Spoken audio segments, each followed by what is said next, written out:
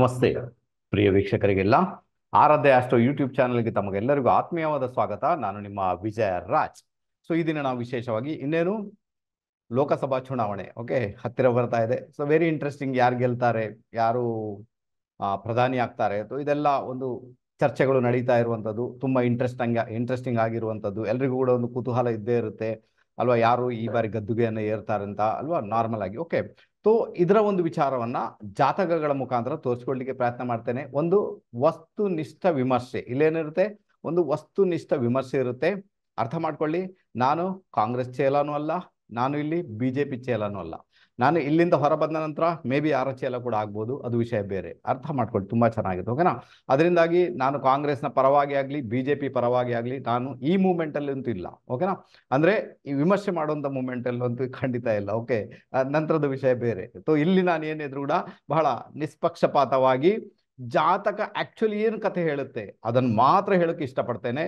ಬಹಳ ಇಂಟ್ರೆಸ್ಟಿಂಗ್ ಆಗಿರುತ್ತೆ. ಯಾವುದೇ ಕಾರಣಕ್ಕೂ ವಿಡಿಯೋವನ್ನು ಸ್ಕಿಪ್ ಮಾಡದೆ ಕೊನೆ ತನಕ ನೋಡ್ಲಿಕ್ಕೆ ಪ್ರಯತ್ನ ಮಾಡಿ, ತುಂಬಾನೇ ಚೆನ್ನಾಗಿರುತ್ತೆ. ಮುಂದೆ ಹೋಗುವುದಕ್ಕೊಂದು ಮುಂಚೆ ಯಾರೆಲ್ಲ ಇದುವರೆಗೆ ನಮ್ಮ ಆರಾಧ್ಯ ಆಸ್ಟ್ರೋ ಯೂಟ್ಯೂಬ್ ಚಾನಲ್ನ ಸಬ್ಸ್ಕ್ರೈಬ್ ಮಾಡಿಲ್ಲ, ದಯವಿಟ್ಟು ಯೂಟ್ಯೂಬ್ ಚಾನಲ್ ಸಬ್ಸ್ಕ್ರೈಬ್ ಮಾಡಿ, ತುಂಬಾನೇ ಚೆನ್ನಾಗಿರುತ್ತೆ. ಅದರ ಜೊತೆಗೆ ಬೆಲ್ ಐಕಾನ್ ಪ್ರೆಸ್ ಮಾಡಿ. ಆನಂತರ ವಿಡಿಯೋ ಇಷ್ಟ ಆದಲ್ಲಿ ಇದನ್ನ ಒಂದಷ್ಟು ಜನರ ಜೊತೆಗೆ ಶೇರ್ ಮಾಡಿ ಅಂತ ಹೇಳ್ತೇನೆ. ಸೊ ಅವರಿಗೂ ಗೊತ್ತಾಗುತ್ತೆ ಜಾತಕದ ವಿಮರ್ಶೆ ಈ ರೀತಿ ಉಂಟಂತ. ಅದರಲ್ಲೂ ನೀವು ಯಾರೆಲ್ಲ ನನ್ನ ಯೂಟ್ಯೂಬ್ ಚಾನಲ್ ನೋಡ್ತಾ ಇದ್ದಾರೆ, ನೀವು ಕೂಡ ಇಲ್ಲೊಂದ್ ಕಡೆ ಜ್ಯೋತಿಷಲ್ಲಿ ಎಕ್ಸ್ಪರ್ಟ್ ಆಗಿದ್ದೀರಾ, ನಿಮಗೂ ಟೆಕ್ನಿಕ್ಸ್ ಎಲ್ಲ ಗೊತ್ತಿದೆ ಅಂದಾಗ ನೀವು ಕೂಡ ಅದ್ರ ಜೊತೆಗೆ ವಿಮರ್ಶೆ ಮಾಡ್ಲಿಕ್ಕೆ ಪ್ರಯತ್ನ ಮಾಡಿ. ನಿಮ್ಗೂ ಕೂಡ ಸತ್ಯಾಸತ್ಯತೆ ಏನು ಅಂತ ಗೊತ್ತಾಗುತ್ತೆ. ನೋಡಿ, ನಾವು ವಿಮರ್ಶೆ ಮಾಡೋದು ಜಾತಕದ ಪ್ರಕಾರ ಮಾತ್ರ.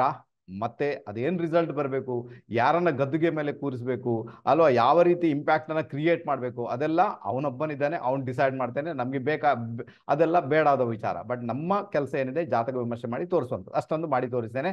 ರೆಡಿಯಾಗಿ ಈಗ ಫಸ್ಟ್ ಆಫ್ ಆಲ್ ನಾವು ಯಾರ ಜಾತಕ ವಿಮರ್ಶೆ ಮಾಡೋಣ, ನಾವು ನಮ್ಮ ಪ್ರಿಯಾಂಕಾ ಗಾಂಧೀಜಿಯವರ ಜಾತಕವನ್ನು ವಿಮರ್ಶೆ ಮಾಡ್ಲಿಕ್ಕೆ ಪ್ರಯತ್ನ ಮಾಡೋಣ. ಎಸ್, ಇದು ನೋಡಿ ನಮ್ಮ ಶ್ರೀಮತಿ ಪ್ರಿಯಾಂಕಾ ಗಾಂಧೀಜಿಯವರ ಜಾತಕ. ಈ ಜಾತಕ ಅನುರಾಧ ನಕ್ಷತ್ರ ವೃಶ್ಚಿಕ ರಾಶಿ. ಓಕೆನಾ. ಅನುರಾಧ ನಕ್ಷತ್ರ ವೃಶ್ಚಿಕ ರಾಶಿ. ನಾನು ಬೇರೆ ಏನಿದು ವಿಷಯದಲ್ಲಿ ಮಾತಾಡೋದಿಲ್ಲ. ಗದ್ದುಗೆಗೆ ಏರುವಂತ ಯೋಗ ಭಾಗ್ಯ ಈ ಜಾತಕದಲ್ಲಿ ಉಂಟಾ ಇಲ್ವೋ ಅಷ್ಟೇ, ಬೇರೆ ಯಾವುದು ಕೂಡ ಮಾತಾಡಲ್ಲ. ಬೇರೆ ಯಾವುದು ಕೂಡ ನಮ್ಗೆ ಬೇಕಾಗಿ ಕೂಡ ಇಲ್ಲ. ಗದ್ದುಗೆಗೆ ಏರುವ ಯೋಗ ಭಾಗ್ಯ ಇದೆಯಾ, ಪ್ರಧಾನಿ ಪಟ್ಟಕ್ಕೆ ಏರುವ ಯೋಗ ಭಾಗ್ಯ ಇದೆಯಾ, ಅಧಿಕಾರಕ್ಕೆ ಏರುವ ಯೋಗ ಭಾಗ್ಯ ಇದೆಯಾ, ಆ ಮಟ್ಟದಲ್ಲಿ ಅವರ ಒಂದು ಗ್ರಹಗತಿಗಳು ಕೆಲಸ ಮಾಡ್ತಾ ಇದೆ, ಅದರ ಬಗ್ಗೆ ಸ್ವಲ್ಪ ವಿಮರ್ಶೆ ಮಾಡ್ಲಿಕ್ಕೆ ಪ್ರಯತ್ನ ಮಾಡಿದೆ. ನೋಡಿ, ಇಲ್ಲಿ ಏನಾಗುತ್ತೆ ಅವ್ರಿಗೆ. ಫಸ್ಟ್ ಆಫ್ ಆಲ್ ನಾವು ಬಂದ್ಬೇಡ, ನ್ಯೂಮರಾಲಜಿ ಪ್ರಕಾರ ಇವ್ರದ್ದು ಡೇಟ್ ಆಫ್ ಬರ್ತ್ ಬಂದು 12. ಓಕೆನಾ. 12ನೇ ತಾರೀಕಿಗೆ ಜನಿಸಿದ್ದಾರೆ. ಈ ವರ್ಷ ಬಂದು 2024. ಇದು ಬಂದು 8. ಓಕೆನಾ. 8 ಮತ್ತೆ 12ರ ಕಾಂಬಿನೇಷನ್ ಅಷ್ಟು ಒಳ್ಳೇದಲ್ಲ ಅಂತ ಹೇಳ್ಬೋದು. ಸಪೋರ್ಟ್ ಇವೆ, ಬಟ್ ಹೈ ಲೆವೆಲ್ ಸಪೋರ್ಟ್ ಅಂತೂ ಅಲ್ಲ. ಓಕೆನಾ. ಗುರು ಮತ್ತೆ ಶನಿಯ ಕಾಂಬಿನೇಷನ್ ಆಗುತ್ತೆ ಈ ವರ್ಷದ ಮಟ್ಟಿಗೆ. ಅದರಿಂದಾಗಿ ಈ ಕಾಂಬಿನೇಷನ್ 3 ಮತ್ತೆ 8ರ ಕಾಂಬಿನೇಷನ್ ತುಂಬಾ ಫೇವರಬಲ್ ಅಂತ ಹೇಳಕ್ ಆಗಲ್ಲ, ತಕ್ಕ ಮಟ್ಟಿಗೆ ಓಕೆ ಅಂತ ಹೇಳುದು. ಅಂದ್ರೆ ಕೆಲವೊಂದು ವಿಚಾರದಲ್ಲಿ ಸ್ವಲ್ಪ ಫೇವರೇಬಲ್ ಆಗ್ಬೋದು. ಆದರೆ ಈ ನಂಬರ್ಸ್ ಏನಿದೆ, ಅಥವಾ ಈ ಒಂದು 8 ನಂಬರ್, ಈ ವರ್ಷ ಬಂದಿರುವಂತ ನಂಬರ್ 8, ಆನಂತರ ಅವರ ಒಂದು ಡೇಟ್ ಆಫ್ ಬರ್ತ್ ನಂಬರ್ 12 ಅಂದ್ರೆ 3 ಏನಾಗುತ್ತೆ, 8 ಮತ್ತೆ 3 ಕಾಂಬಿನೇಷನ್ ಆಯ್ತು. ಇದು ಇವ್ರಿಗೆ ಎಲ್ಲೊಂದ್ ಕಡೆ ದೊಡ್ಡ ಮಟ್ಟಕ್ಕೆ ಹೋಗ್ಲಿಕ್ಕೆ ಅದು ಅಡಚಣೆನೆ, ದೊಡ್ಡ ಮಟ್ಟಕ್ಕೆ ಹೋಗ್ಲಿಕ್ಕೆ ಬಿಡಲ್ಲ, ಅಧಿಕಾರ ವರ್ಗಕ್ಕೆ ಹೋಗ್ಲಿಕ್ಕೆ ಬಿಡುದಿಲ್ಲ ಅಂತ ಇಂಡಿಕೇಶನ್ ಇದೆ. ಇದು ಒಂದೇ ವಿಚಾರ. ಫಸ್ಟ್ ವಿಚಾರ ಅರ್ಥ ಆಯ್ತು ಅಂತ ಇಟ್ಕೊಳ್ತೇನೆ. ಜಾತಕಕ್ಕೆ ನೆಕ್ಸ್ಟ್ ಬಂದ್ಬೇಡ. ಜಾತಕದಲ್ಲಿ ಅಧಿಕಾರಕ್ಕೆ ಏರ್ಬೇಕಾದ್ರೆ ಅಲ್ವಾ, ಅಧಿಕಾರ ಕಾರಕ ಯಾರಿರ್ತಾನೆ, ಅಧಿಕಾರ ಕಾರಕ, ಸರ್ಕಾರದ ಕಾರಕ, ಅಧಿಕಾರದ ಕಾರಕ ಗ್ರಹ ಬಂದು ಸೂರ್ಯ. ಅವ್ರಿಗೆ ಸೂರ್ಯ ದೇಶ ನಡೀತಾ ಉಂಟು, ಅಬ್ಬಾಸ್ಗೆ ಸೂರ್ಯ ದೇಶ ನಡೀತಾ ಉಂಟು. ಈ ಸೂರ್ಯ ದೇಶ ನಡೆಯುವುದರಿಂದ ಕೆಲವರಿಗೆ ಏನ್ ಅನ್ಸ್ತದೆ, ಅವರೆಲ್ಲೋ ಒಂದ್ ಕಡೆ ಉನ್ನತ ಮಟ್ಟಕ್ಕೆ ಹೋಗ್ತಾರೆ, ಉಚ್ಚ ಮಟ್ಟಕ್ಕೆ ಹೋಗ್ತಾರೆ, ಪ್ರಧಾನಿಯಾಗಿ ಆಳ್ತಾರೆ ಅಂತ ಒಂದು ಕೆಲವರಿಗೆಲ್ಲ ಜೋಶ್ ಇದೆ. ಪ್ರಿಯಾಂಕಾ ಗಾಂಧೀಜಿಯವರಿಗೆ ಈ ದಶೆ ನಡೀತಾ ಉಂಟು, ಅವ್ರಿಗೆ ಪರವಾಗಿಲ್ಲ ಅಂತ. ಓಕೆ, ಅಂತದ್ದೇನಾದ್ರು ಇದೆಯಾ ಜಸ್ಟ್ ನೋಡ್ಕೊಂಬೇಡ. ಸೂರ್ಯ ಎಲ್ಲಿದ್ದಾನೆ, 7th ಹೌಸ್ ಅಲ್ಲಿ ಇದ್ದಾನೆ ಸೂರ್ಯ. ಓಕೆನಾ. ಜಾತಕಕ್ಕೆ ಲಗ್ನದಿಂದ 7th ಹೌಸ್ ಅಲ್ಲಿ ಸೂರ್ಯ ಹೋಗ್ತಾ ಇದ್ದಾನೆ. ಸೂರ್ಯನ ಮೂವ್ಮೆಂಟ್ ಎಲ್ಲಿ ಉಂಟು, 7th ಹೌಸ್ ಅಲ್ಲಿ ಇದೆ. 7th ಹೌಸ್ ಏನಿದೆ ಸೂರ್ಯ ಮಹಾರಾಜನಿಗೆ ಅದು ನೀಚ ಸ್ಥಾನ. ಇದು ಅರ್ಥ ಮಾಡ್ಕೊಳ್ಬೇಕು. ಓಕೆನಾ. 7th ಹೌಸ್ ಏನಿದೆ ಸೂರ್ಯ ಮಹಾರಾಜನಿಗೆ ಅದು ನೀಚ ಸ್ಥಾನ, ಅಥವಾ ಇದು ಗೊತ್ತಿರಬೇಕು ನಿಮ್ಗೆ. ಎರಡನೇದಾಗಿ ಸೂರ್ಯನ ನಕ್ಷತ್ರದಲ್ಲಿನೇ ಇದ್ದಾನೆ. ಓಕೆನಾ. ಸೂರ್ಯ ನಕ್ಷತ್ರ, ಬೇರೆ ನಕ್ಷತ್ರ ಇಲ್ಲ, ಸೂರ್ಯ ನಕ್ಷತ್ರದಲ್ಲೇ ಇದ್ದಾನೆ. ಮೂರನೇದಾಗಿ ಸೂರ್ಯ ಏನ್ ಮಾಡ್ತಾನೆ, ಸೂರ್ಯ ರಾಹು ಕಡೆಗೆ ಮೂವ್ ಮಾಡ್ತಾ ಇದ್ದಾನೆ. ಓಕೆನಾ. ಸೂರ್ಯ ಮೂವಿಂಗ್ ಟುವರ್ಡ್ಸ್ ರಾಹು ಕಡೆಗೆ ಮೂವ್ ಮಾಡ್ತಾ ಇದ್ದಾನೆ, ರಾಹು ಕಡೆಗೆ ಹೋಗ್ತಾ ಇದ್ದಾನೆ. ಅದರ ಅರ್ಥ ಏನು, ಸೂರ್ಯ 8ನೇ ಮನೆಗೆ ಮುಳುಗ್ಲಿಕ್ಕೆ ಹೋಗ್ತಾ ಇದ್ದಾನೆ. ಮೊದಲೇ ಮುಳುಗಿದ್ದಾನ ಆತ, ಯಾಕಂದ್ರೆ 7th ಹೌಸ್ ನ ಸೂರ್ಯ ಮೊದಲೇ ಮುಳುಗಿದ್ರೆ. ಮತ್ತೆ ಅವತ್ತ ಎಲ್ಲಿ ಹೋಗ್ತಾ ಇದ್ದಾನೆ, 27 ಡಿಗ್ರಿಯಲ್ಲಿ ಇದ್ದಾನೆ. ಆಲ್ಮೋಸ್ಟ್ ಸೂರ್ಯನಿಗೆ ಬಲ ಕಡಿಮೆ ಇದೆ 27 ಡಿಗ್ರಿಯಲ್ಲಿ ಇರುವುದರಿಂದ. ಆನಂತರ ಆತ ರಾಹು ಕಡೆಗೆ ಹೋಗ್ತಾ ಇರುವುದರಿಂದ ಎಲ್ಲೋ ಒಂದ್ ಕಡೆ ಏನಾಗುತ್ತೆ, ಅಧಿಕಾರ ಮಟ್ಟಕ್ಕೆ ಏರ್ಲಿಕ್ಕೆ ಅದು ಅಷ್ಟು ಸುಲಭದಲ್ಲಿ ಬಿಡುದಿಲ್ಲ ಅಂತ ಒಂದು ಇಂಡಿಕೇಶನ್ ಇದೆ. ಅರ್ಥ ಆಯ್ತು ಅಂತ ಇಟ್ಕೊಳ್ತೇನೆ. ಓಕೆನಾ. ಒಂದು ಎರಡನೇದಾಗಿ ಏನಾಗುತ್ತೆ ಗೊತ್ತಾ, ಯಾವಾಗ ಯಾವುದೇ ಗ್ರಹಗಳ ದಶೆ ನಡೆಯುವಾಗ ಅದರ ಸ್ವಭುಕ್ತಿ, ಸೂರ್ಯನಲ್ಲಿ ಸೂರ್ಯ ಭುಕ್ತಿ, ಬುಧನಲ್ಲಿ ಬುಧ ಭುಕ್ತಿ, ಗುರುವಿನಲ್ಲಿ ಗುರು ಭುಕ್ತಿ, ರಾಹುನಲ್ಲಿ ರಾಹು ಭುಕ್ತಿ, ಯಾವುದು ಕೂಡ ಅದು ಜಾಸ್ತಿ ಇಂಪ್ಯಾಕ್ಟ್ ಅನ್ನ ಕ್ರಿಯೇಟ್ ಮಾಡಲ್ಲ. ಅದರ ಒಂದು ಫಲಾಫಲಗಳು ನಾರ್ಮಲ್ ಆಗಿರ್ತವೆ, ತುಂಬಾ ಒಳ್ಳೆ ಫಲ ಅಲ್ಲ. ಭುಕ್ತಿ ಮುಗ್ದ ನಂತರದ ವಿಷಯ ಬೇರೆ, ಸ್ವಭುಕ್ತಿ ಮುಗ್ದ ನಂತರದ ವಿಷಯ ಬೇರೆ. ಇಲ್ಲೇನಾಗಿದೆ, ಸೂರ್ಯನಲ್ಲಿ ಸೂರ್ಯ ಭುಕ್ತಿ, ಸೂರ್ಯನಲ್ಲಿ ಸೂರ್ಯ ಭುಕ್ತಿ, ಸ್ವಭುಕ್ತಿ ನಡೀತಾ ಉಂಟು, ಸ್ವಭುಕ್ತಿ ನಡೀತಾ ಉಂಟು. ಅದು ಎಲ್ಲಿವರೆಗೆ ಇರ್ತದೆ ಇವರಿಗೆ? ಸ್ವಭುಕ್ತಿ ಇವರಿಗೆ ಸಾಧಾರಣ ಮಟ್ಟಿಗೆ 2024 ಜೂನ್ ವರೆಗೆ ಇರ್ತದೆ. ಅಂದ್ರೆ ಈ ಒಂದು ಚುನಾವಣೆ ಮುಗಿದು ಆ ರಿಸಲ್ಟ್ ಬರುವವರೆಗೆ ಕೂಡ, ರಿಸಲ್ಟ್ ಬಂದ ನಂತರ ಕೂಡ, ಅಂದ್ರೆ ಜೂನ್ ಎಂಡ್ ವರೆಗೂ ಕೂಡ ಸೂರ್ಯನಲ್ಲಿ ಸೂರ್ಯ ಭುಕ್ತಿನೇ ಇರುವಂತದ್ದು. ಅದರಿಂದ ಸೂರ್ಯನಲ್ಲಿ ಸೂರ್ಯ ಭುಕ್ತಿ, ಸೂರ್ಯನಲ್ಲಿ ಸ್ವಭುಕ್ತಿ ಪ್ರಿಯಾಂಕಾ ಗಾಂಧೀಜಿಯವರಿಗೆ ಉನ್ನತ ಮಟ್ಟಕ್ಕೆ ಹೋಗ್ಲಿಕ್ಕೆ ಅದು ಅಡಚಣೆ, ಅದು ಬಿಡುವುದಿಲ್ಲ, ಅದು ತೊಂದರೆ ಕ್ರಿಯೇಟ್ ಮಾಡುತ್ತೆ, ಸಮಸ್ಯೆ ಕ್ರಿಯೇಟ್ ಮಾಡುತ್ತೆ. ಯಾವುದೇ ಕಾರಣಕ್ಕೂ ಕೂಡ ಈ ಜಾತಕದ ಪ್ರಕಾರ ಪ್ರಿಯಾಂಕಾ ಗಾಂಧೀಜಿಯವರಿಗೆ ಪ್ರಧಾನ ಪಟ್ಟಕ್ಕೆ ಏರುವಂತ ಯೋಗವಾಗ್ಲಿ, ಅಧಿಕಾರಕ್ಕೆ ಏರುವಂತ ಯೋಗವಾಗ್ಲಿ, ಒಂದು ದೊಡ್ಡ ಮಟ್ಟಿಗೆ ಒಂದು ಈವೆಂಟ್ ಅನ್ನ ಕ್ರಿಯೇಟ್ ಮಾಡಬೇಕು ಅಂತಹ ಒಂದು ಮೂಮೆಂಟ್ ಆಗ್ಲಿ ಜಾತಕದಲ್ಲಿ ಯಾವುದೇ ಕಾರಣಕ್ಕೂ ಕಂಡು ಬರ್ತಾ ಇಲ್ಲ. ಓಕೆನಾ? ಸೊ ಅರ್ಥ ಆಯ್ತು ಅಂತ ಇಟ್ಕೊಳ್ತೀರಪ್ಪ, ಬಹಳ ಬಹಳ ಫೇವರಬಲ್ ಆಗುತ್ತೆ. ಇದನ್ನ ಅರ್ಥ ಮಾಡ್ಕೊಳ್ಳಿಕ್ಕೆ ಪ್ರಯತ್ನ ಅಂತೂ ಮಾಡಿ. ಈಗ ನಾನು ಇದರಲ್ಲಿ ಹೇಳಲಿಕ್ಕೆ ಹೋದ್ರೆ ಎಷ್ಟು ಬೇಕಾದ್ರೂ ನಾನು ಪ್ರಿಡಿಕ್ಷನ್ ಮಾಡಿ ತೋರಿಸ್ಬೋದಪ್ಪ, ಯಾವುದು ಬೇಕಾಗಿಲ್ಲ. ನಮ್ಗೆ ಬೇಕಾಗಿರೋದು ಅಧಿಕಾರಕ್ಕೆ ಏರ್ತಾರ ಇಲ್ವಾ. ನಾನು ಹೇಳಿದೆ ನಿಮಗೆ ಅಧಿಕಾರಕ್ಕೆ ಏರುವಂತ ಸಾಧ್ಯತೆಗಳು ತೀರಾ ಕಡಿಮೆ, ಆಗುದಿಲ್ಲ ಅಂತ ಇಂಡಿಕೇಶನ್ ಇದೆ. ಅದರಿಂದಾಗಿ ನಾವು ಇದರಲ್ಲಿ ಬೇರೆ ವಿಚಾರಗಳನ್ನ ಹೇಳುವಂತಿಲ್ಲ. ಈಗ ಗೊತ್ತಾಯ್ತು ಅಂತ ಇಟ್ಕೊಳ್ತೇನೆ. ನೆಕ್ಸ್ಟ್ ಬಂದ್ಬೇಡ, ನಮ್ಮ ಶ್ರೀಯುತ ರಾಹುಲ್ ಗಾಂಧೀಜಿ ಅವರ ಜಾತಕ ಏನ್ ಕಥೆ ಹೇಳುತ್ತೆ ಅದರ ಬಗ್ಗೆ ತಿಳ್ಕೊಳ್ಳಿಕ್ಕೆ ಪ್ರಯತ್ನ ಮಾಡೋಣ. ಎಸ್, ಇದು ರಾಹುಲ್ ಗಾಂಧೀಜಿ ಅವರ ಜಾತಕ. ಅವರ ಡೇಟ್ ಆಫ್ ಬರ್ತ್ ಬಂದು ನೋಡಿ, ಡೇಟ್ ಆಫ್ ಬರ್ತ್ ಬಂದು 19 ಜೂನ್ 1970, 2:22 ಡೆಲ್ಲಿ. ಓಕೆನಾ? 19 ಜೂನ್ 1970, 2:22 ಡೆಲ್ಲಿ. ಇದು ಡೈರೆಕ್ಟ್ ಹಾಸ್ಪಿಟಲ್ ರೆಕಾರ್ಡ್ ಪ್ರಕಾರ ಇರುವಂತದ್ದು. ಓಕೆನಾ? ಅವರ ಹಾಸ್ಪಿಟಲ್ ಅಲ್ಲಿ ಏನ್ ರೆಕಾರ್ಡ್ ಇದೆ ಅದೇ ಜಾತಕ ಇದು, ಬೇರೆ ಜಾತಕ ಅಲ್ಲ. ಯಾವುದೇ ಕಾರಣಕ್ಕೂ ಊಹಾಪೋಹಗಳಿಂದ ಮಾಡಿದಂತದ್ದಲ್ಲ, ಅಥವಾ ಯಾವುದೇ ಕಾರಣ ಕೂಡ ಇದರಲ್ಲಿ ಗಲ್ತಿ ಅಥವಾ ಯಾವುದೇ ಕಾರಣ ಕೂಡ ಇದರಲ್ಲಿ ಯಾವುದೇ ಇಶ್ಯೂಸ್ ಇಲ್ಲ. ಇದು ಎಕ್ಸಾಕ್ಟ್ ಜಾತಕ ನಮ್ಮ ರಾಹುಲ್ ಗಾಂಧಿ. ತುಂಬಾ ಜನ ಕನ್ಫ್ಯೂಷನ್ ಇದೆ, ಕೆಲವರು ಧನುರ್ ಲಗ್ನ, ಕೆಲವರು ಕನ್ಯಾ ಲಗ್ನ, ಏನೇನೋ ಹೇಳ್ತಾ ಇದ್ದಾರೆ. ನೋ, ತುಲಾ ಲಗ್ನದ ಜಾತಕ. ಓಕೆನಾ? ತುಲಾ ಲಗ್ನ ಜಾತಕ. ಈಗ ಈ ಜಾತಕದಲ್ಲಿ ಇಂಪ್ಯಾಕ್ಟ್ ಕ್ರಿಯೇಟ್ ಆಗುತ್ತೆ ನೋಡ್ಕೊಳ್ಳಿಕ್ಕೆ ಪ್ರಯತ್ನ ಮಾಡೋಣ. ಮೊದಲನೇದಾಗಿ ರಾಹುಲ್ ಗಾಂಧೀಜಿಯವರ ಡೇಟ್ ಆಫ್ ಬರ್ತ್ ಬಂದು 19 ತಾರೀಕಿಗೆ ಜನನ ಆಗಿದ್ದಾರೆ. ಈ ವರ್ಷ ಏನಿದೆ 2024, ಅಂದ್ರೆ 8 ಏನ್ ಇದಕ್ಕೆ ಸಪೋರ್ಟ್ ಮಾಡುತ್ತಾ, ಇಲ್ಲಿ 1 ಮತ್ತೆ 8 ಕಾಂಬಿನೇಷನ್ ಆಯ್ತು. 1, 8 ಕಾಂಬಿನೇಷನ್ ಆದಾಗ ಅಪ್ಪ ಮತ್ತೆ ಮಗನ ಕಾಂಬಿನೇಷನ್ ಬಂತು, ಫೇವರಬಲ್ ಆಗುತ್ತೆ, ಅಲ್ಲ ಅಂತೇನಿಲ್ಲ. ಅಷ್ಟೇ ಸ್ಟ್ರಗಲ್ ಇದೆ, ಅಷ್ಟು ಸ್ಟ್ರಗಲ್ ಮಾಡಿಕೊಂಡದ್ದು ಫೇವರಬಲ್ ಆಗ್ಬೋದು. ಅಷ್ಟೇವರೆಗೆ ಅಷ್ಟು ಸುಲಭ ಅಂತೂ ಖಂಡಿತ ಅಲ್ಲ. ಒಂಥರ ನೀನ್ ನನ್ನ ಮಗಪ್ಪ ಏನೋ ನಿನ್ಗೆ ಅಧಿಕಾರ ಕೊಡ್ತೇನೆ ಅಂತ ಹೇಳುವಂತಹ ಪ್ಲಾನೆಟ್ಸ್ ಅಂತೂ ಎಲ್ಲ ಯಾವುದೇ ಕಾರಣಕ್ಕೂ ಸೂರ್ಯ ಅಂತೂ ಅಲ್ಲಿ ಇಲ್ವೇ ಇಲ್ಲ. ಅದರಿಂದಾಗಿ ಸೂರ್ಯ ಮತ್ತೆ ಶನಿಯ ಒಂದು ಕಾಂಬಿನೇಷನ್ ಇದೆ, ಅದು ಯಾವತ್ತೂ ಕೂಡ ಪರಿಶ್ರಮ ಪೂರ್ಣವಾಗಿರ್ತದೆ, ಸ್ಟ್ರಗಲ್ ಪೂರ್ಣವಾಗಿರ್ತದೆ. ಅದರಿಂದಾಗಿ ಒಂದು ಪೂರ್ತಿಯಾದ ರಿಸಲ್ಟ್ ಈ ವರ್ಷದ ಮಟ್ಟಿಗೆ ರಾಹುಲ್ ಗಾಂಧೀಜಿ ಅವರಿಗೆ ರಾಜಕೀಯ ಕ್ಷೇತ್ರದಲ್ಲಿ ಬರುತ್ತೆ ಅಂತ ಹೇಳುವುದು ಸ್ವಲ್ಪ ಮಟ್ಟಿಗೆ ತಪ್ಪಾಗುತ್ತೆ. ಯಾಕಂದ್ರೆ ಅಲ್ಲಿ ನ್ಯೂಮರಾಲಜಿ ಪ್ರಕಾರ ನಂಬರ್ಸ್ ನ ಸಪೋರ್ಟೇ ಇಲ್ಲ. ಅದರಿಂದಾಗಿ ಎಲ್ಲೋ ಒಂದ್ ಕಡೆ ರಾಹುಲ್ ಗಾಂಧೀಜಿ ಅವರಿಗೆ ಹಿನ್ನಡೆ ಆಗುವಂತ ಸಾಧ್ಯತೆಗಳು ತೀರಾ ಜಾಸ್ತಿ ನಂಬರ್ಸ್ ಗಳ ಪ್ರಕಾರ. ನೆಕ್ಸ್ಟ್ ಬಂದ್ಬೇಡ, ಜಾತಕ ಏನ್ ಕಥೆ ಹೇಳುತ್ತೆ. ಜಾತಕ ನೋಡಿ ಅಂದ್ರೆ ಮೂಲ ನಕ್ಷತ್ರ ಧನುರಾಶಿಯ ಜಾತಕ ಅಲ್ವಾ. ಇಲ್ಲಿ ಚಂದ್ರನಿಗೆ 12ನೇ ಮನೆಯಲ್ಲಿ ಯಾರಿಲ್ಲ, 2ನೇ ಮನೆಯಲ್ಲಿ ಕೂಡ ಯಾರಿಲ್ಲ. ಅದರ ಅರ್ಥ ಏನು? ಚಂದ್ರ ಕೇಮದ್ರುಮ ದೋಷದಲ್ಲಿ ಮೊದಲೇ ಆತ ಸ್ಥಿತನಾಗಿದ್ದಾನೆ.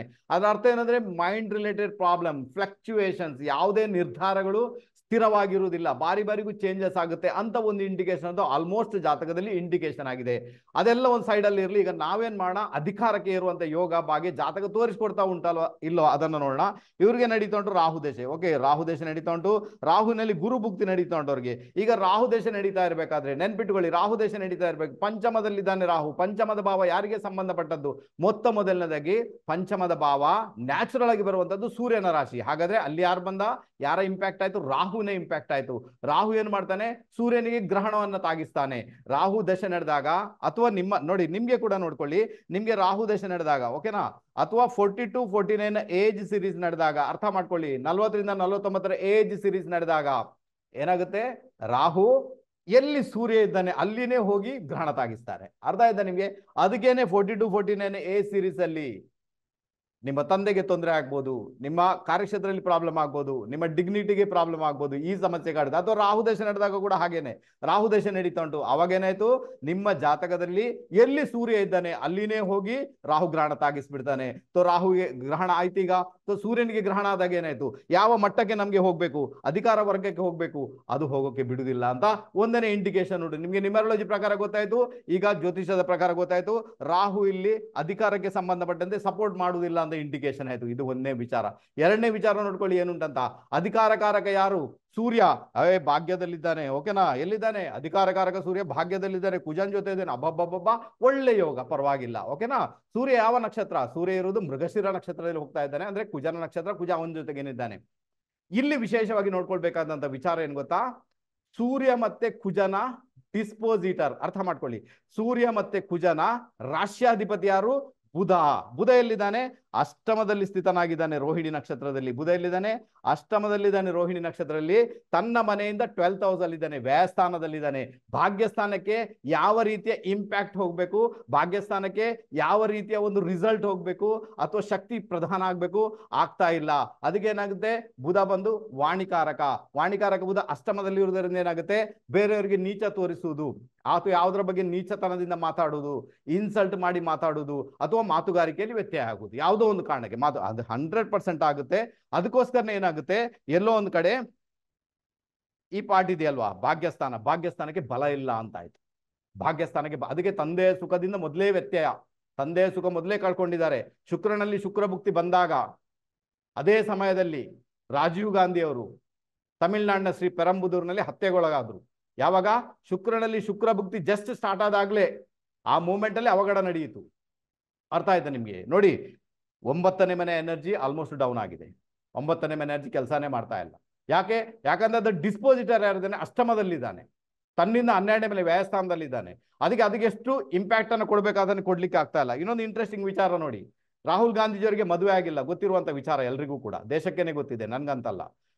ಅಲ್ಲಿ ಏನಾಗುತ್ತೆ, 7th ಅಲ್ಲಿ ಯಾರಿದ್ದಾರೆ, 7th ಹೌಸ್ ಮದುವೆಗೆ ಸಂಬಂಧಪಟ್ಟಂತೆ ಮೊದಲೇ ಶನಿ ಮಹಾರಾಜ ವಿರಾಜಮಾನ್ ಆಗಿದ್ದಾನೆ. ಅದರ ಅಧಿಪತಿ ಯಾರು? ಕುಜ. ಆತ ಕುಜ ಎಲ್ಲಿದ್ದಾನೆ? ಭಾಗ್ಯದಲ್ಲಿದ್ದಾನೆ, ಪರವಾಗಿಲ್ಲ.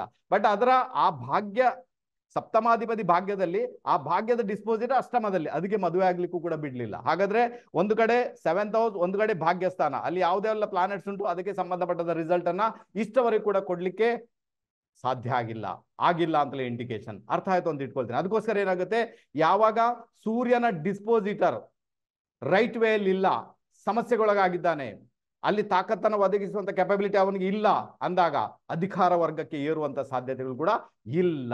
ಹಾಗಾದ್ರೆ ಎಲ್ಲೋ ಒಂದ್ ಕಡೆ ನೋಡಿ, ಸ್ವಲ್ಪ ಮಟ್ಟಿಗೆಲ್ಲ ಒಂದ್ ಸ್ವಲ್ಪ ಒಳ್ಳೇದಾಗ್ಬೋದು, ನಾನು ಇಲ್ಲ ಅಂತ ಹೇಳಲ್ಲ. ಓಕೆನಾ? ಏನೋ ಸ್ವಲ್ಪ ಒಳ್ಳೇದಾಗುತ್ತೆ, ಏನೋ ಒಂದು ಆಗುತ್ತೆ, ಎಲ್ಲ ಆಗುತ್ತೆ, ಅದು ವಿಷಯ ಬೇರೆ. ಬಟ್ ಆ ಮಟ್ಟಕ್ಕೆ ಹೋಗ್ಲಿಕ್ಕೆ ಅಧಿಕಾರನೇ ಹಿಡಿಬೇಕು ಅಲ್ವಾ? ಹಿಂದಿನ ಹಾಗೆ ಕಾಂಗ್ರೆಸ್ಸೇ ಬರುತ್ತೆ, ಆ ರೀತಿಯಾಗಿ ಹೋಗುತ್ತೆ, ಅಥವಾ ರಾಹುಲ್ ಗಾಂಧೀಜಿ ಅವರ ನೇತೃತ್ವದಲ್ಲಿ ಒಂದು ದೊಡ್ಡ ಮಟ್ಟಿಗೆ ರಿಸಲ್ಟ್ ಪ್ರೊಡ್ಯೂಸ್ ಆಗುತ್ತೆ.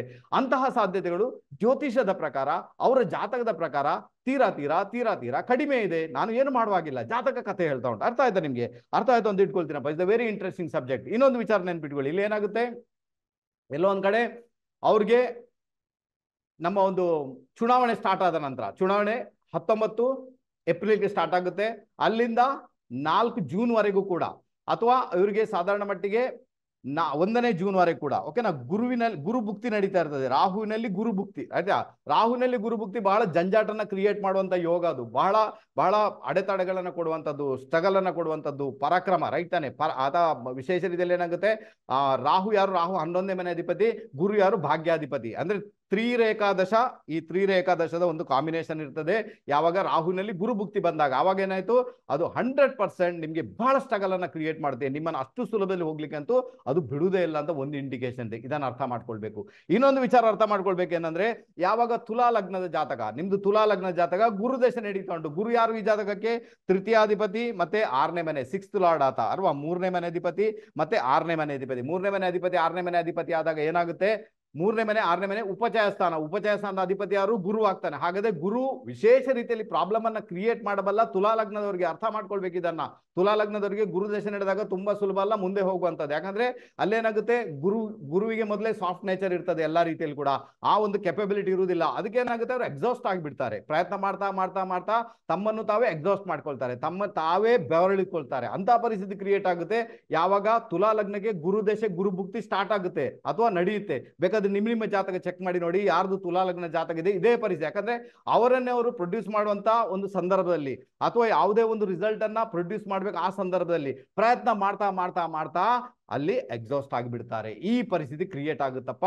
ಅದಕ್ಕೋಸ್ಕರ ಏನಾಗುತ್ತೆ, ಎಲ್ಲೋ ಒಂದ್ ಕಡೆ ಗುರು ಭುಕ್ತಿ ನಡೀತಿರ್ಬೇಕಾದ್ರೂ ಕೂಡ ಚುನಾವಣೆ ನಡೀತಾ ಇರ್ಬೇಕಾದ್ರೆ ಅವ್ರಿಗೆ ಒಳ್ಳೆ ರಿಸಲ್ಟ್ ಅನ್ನ ಪ್ರೊಡ್ಯೂಸ್ ಮಾಡುವಂತ ಸಾಧ್ಯತೆಗಳು ತೀರಾ ಕಡಿಮೆ. ಇದು ಒಂದನೇ ವಿಚಾರ. ಎರಡನೇ ವಿಚಾರ ಏನು ನೋಡ್ಕೊಳ್ಳಿ, ಗುರು ಇದ್ದಾನೆ ಚಿತ್ತಾ ನಕ್ಷತ್ರಾಧಿಪತಿ ಯಾರು?